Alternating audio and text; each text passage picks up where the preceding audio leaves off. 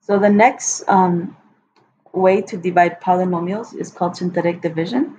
And to use synthetic division, the divisor must be in this form, x minus k. So again, we do put our coefficients in descending order. And so this a is going to be the coefficient in front of x cubed, b is in front of x squared, c is in front of x, and then d is your constant. And then we're going to be using k to write it on the outside. So then we bring down the first number, and then we're going to multiply k times a, gives us ka. And then in here, we're going to be adding ka plus b.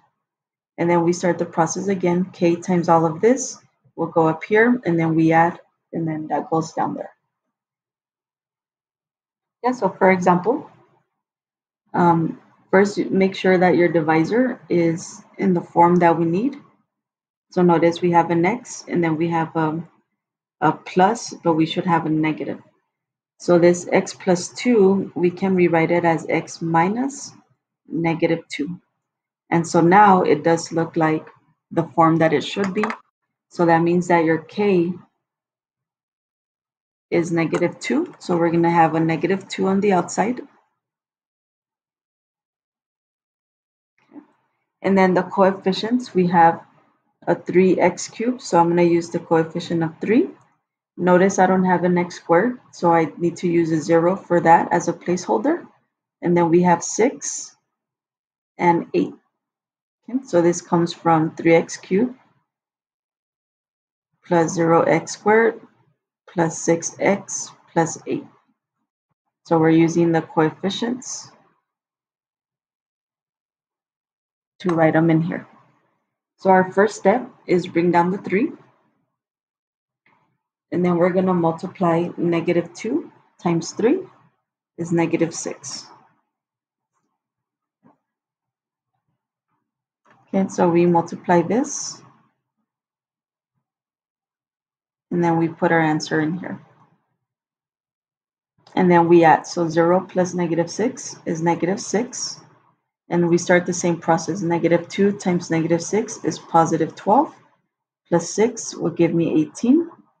Negative 2 times 18 is negative 16. Negative 36. Plus 8 will give me a negative 28. The last number is what we call the remainder.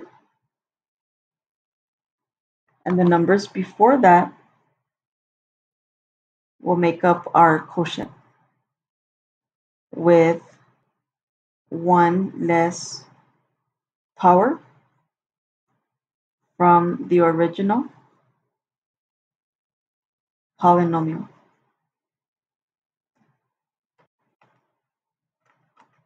Okay, so our original polynomial had degree 3. So when we write our quotient, we're going to use the 3 as our coefficient, 3x, and then 1 less power of 3 would be 2, minus 6x plus 18.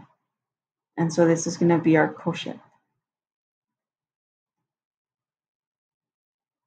So our answer, we will write as our quotient, 3x squared minus 6x plus 18, plus our remainder, which is negative 28, divided by our divisor, which was x plus 2.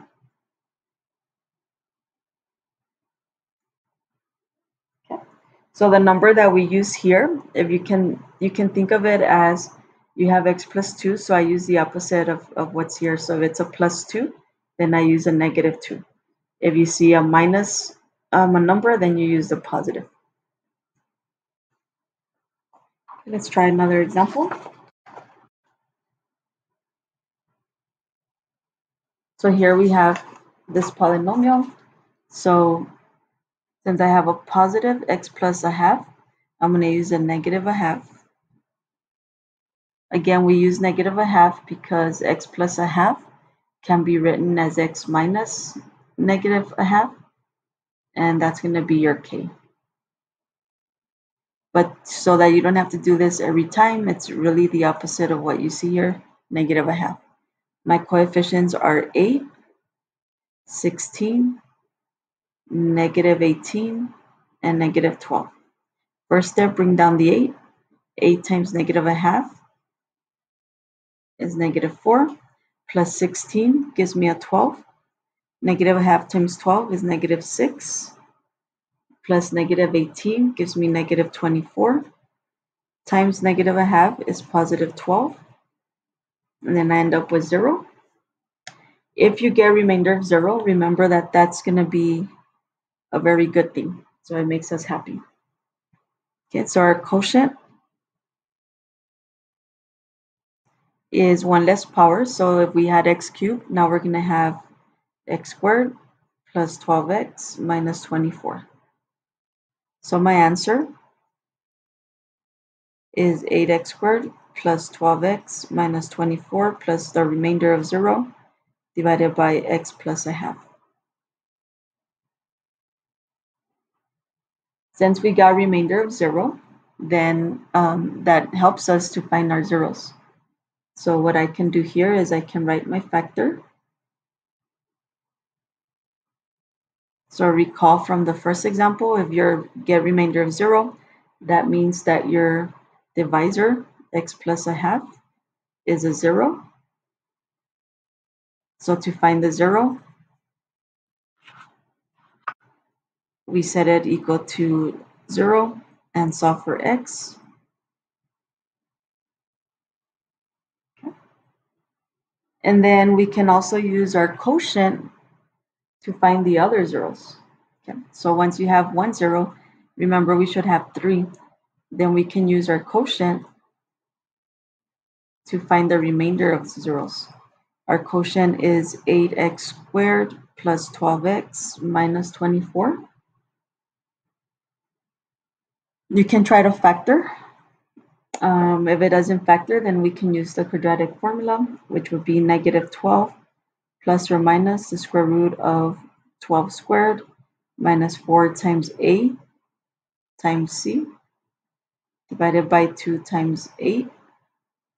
So at the end, well, let's just simplify. Negative 12 plus or minus 12 squared minus 4 times 8 times negative 12 gives us 144 plus 768 divided by 16. Negative 12 plus or minus 912 divided by 16. And so that's going to give us two answers. X equals negative 12 plus square root of 912 divided by 16.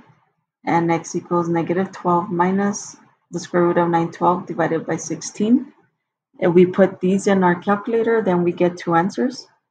X is 1.137 and x is 2.637. So these are our other zeros. So the main point of this is that if you use synthetic division, you get a 0. That tells you that this number here is going to be a 0. To find the other zeros, we use the quotient. Since the quotient is quadratic, you can try to factor or you can use the quadratic formula to find the other two zeros.